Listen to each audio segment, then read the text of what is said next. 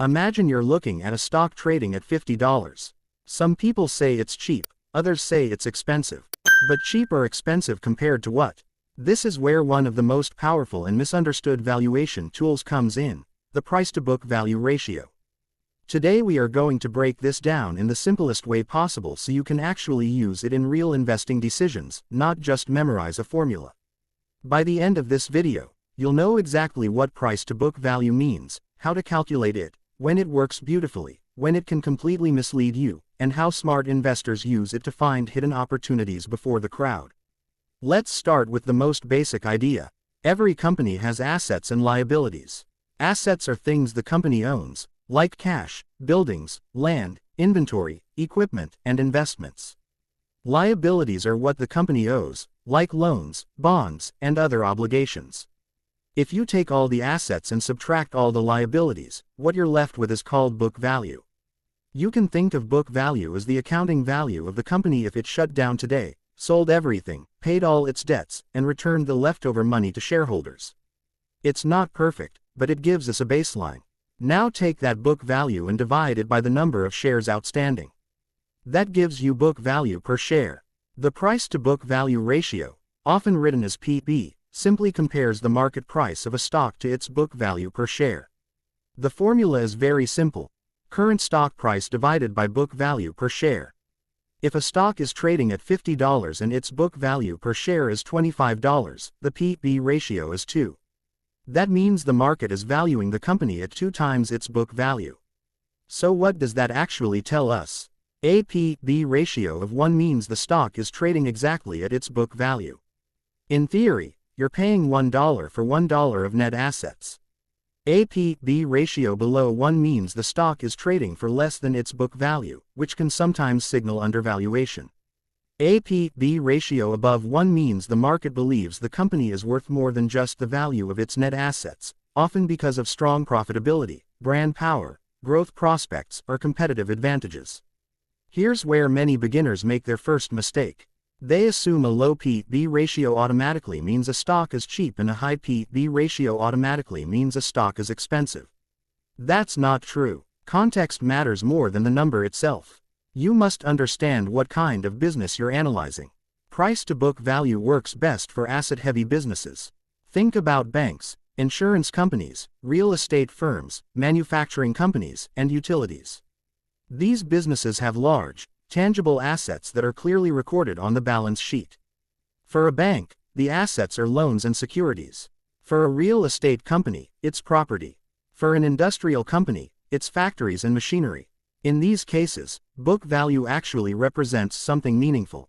This is one reason why legendary value investors like Warren Buffett have historically paid close attention to book value, especially when analyzing financial companies. When assets are real, measurable, and productive, comparing market price to book value can reveal whether the market is being overly pessimistic or overly optimistic.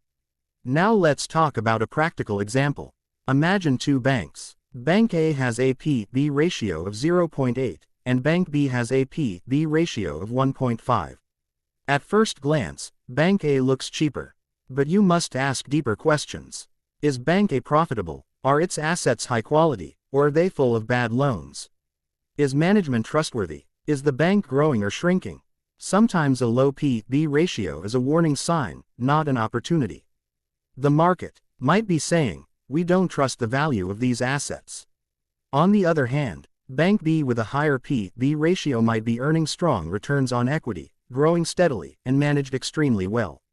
Investors are willing to pay a premium because the company turns its assets into profits efficiently. In that case, a higher P/B ratio can be justified. This leads us to one of the most important concepts when using price-to-book value, return on equity, or ROE. ROE tells you how much profit a company generates from its book value.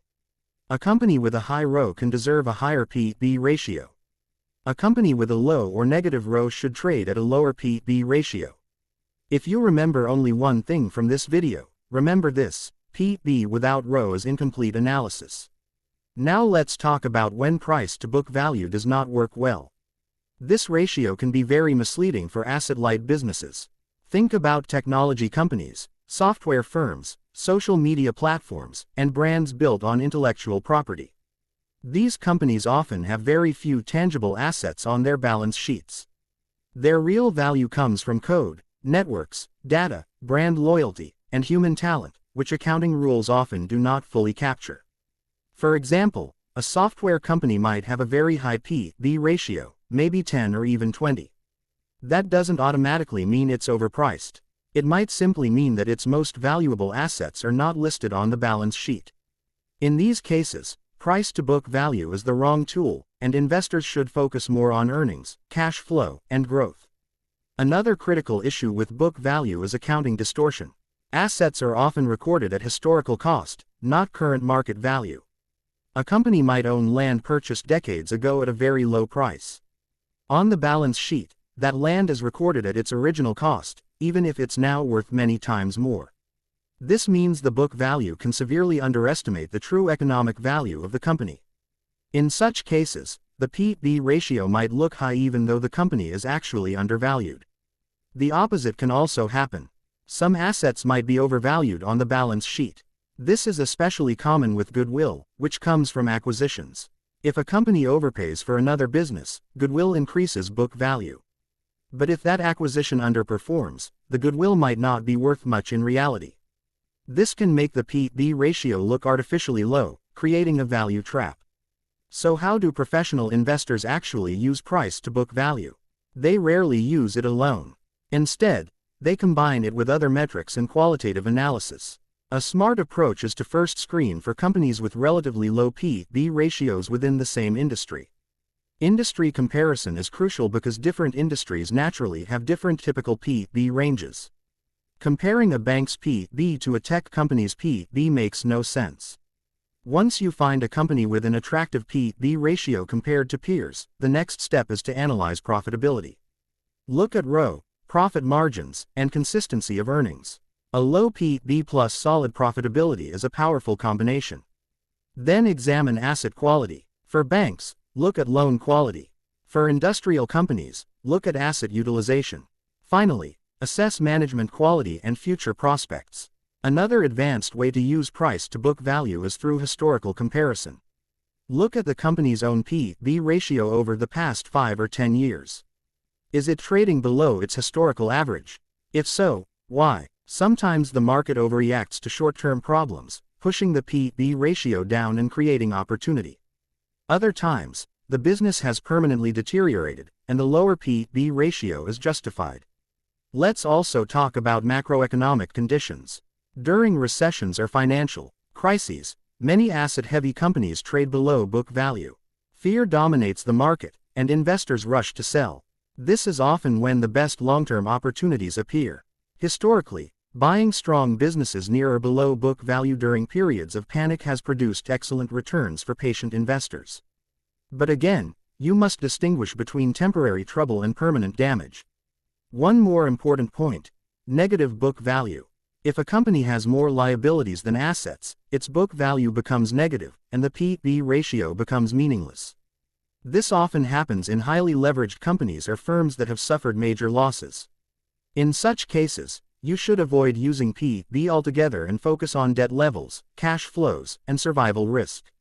Now let's bring this all together into a simple step-by-step mindset you can use every time you analyze a stock using price-to-book value. First, identify whether the business is asset-heavy. If it's not, P/B is probably not the right tool. Second, compare the P/B ratio to industry peers and the company's own history. Third, analyze profitability, especially ROE. Fourth, dig into asset quality and accounting details. Fifth, consider the broader economic and industry environment. If you follow this process, price-to-book value becomes more than just a number. It becomes a window into how the market is valuing a company's assets and future potential. Used correctly, it can help you spot undervalued opportunities that others ignore.